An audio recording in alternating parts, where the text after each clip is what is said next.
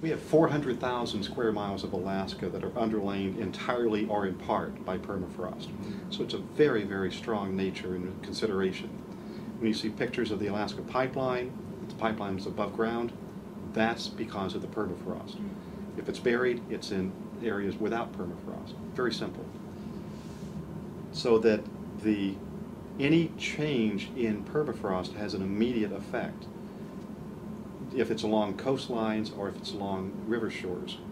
And Newtok is one of the ones in which there is a dramatic change in the permafrost that locks in the shore, and if the permafrost changes or degraded, then the nature of the shoreline. So it is advancing towards it. So it's permafrost, and the second one is the changing nature, extent, and timing of the Arctic ice. And it still descends in the fall as far south as it has been since we've been recording it, but it does so later. It still descends by 20 to 25,000 square miles a day on its descent down. But if it's later, it's the same storm that if it hits and the ice is fast to the shore, it's a windstorm with the effects of wind. If the ice is not present, then it's a storm surge, and the water, completely different set of circumstances.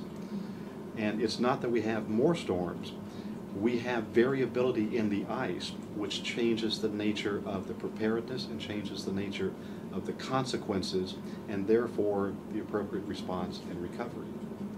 And the same is true in the spring. It still withdraws from, goes down about 1,000 miles or more over the winter. It withdraws, but it still withdraws at a very rapid rate. And so there are the nature of what does it mean to have storms coming off the sea with or without ice.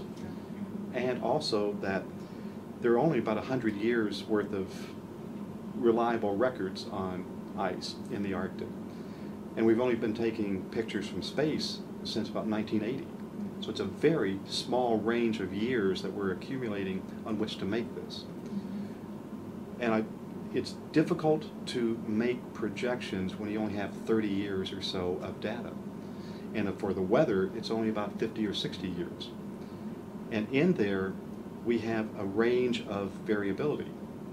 But the ice is one in which the ice that retreats, that is the summer fix, is more than 2 standard deviations away from the 100-year average.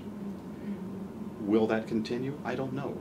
But it's the variability that people in my profession, within emergency management, the 30-year average is not the measure of how you prepare for next year.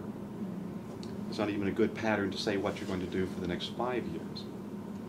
In 2009, we experienced the biggest floods along the Yukon River in 100 years. In 2010, there was nothing. 2011, we had one community that was hit by floods for the breakup of the rivers in the springtime. But that one community was devastated.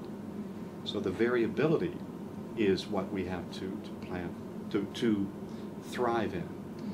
We have to embrace that variability and plan with uncertainty.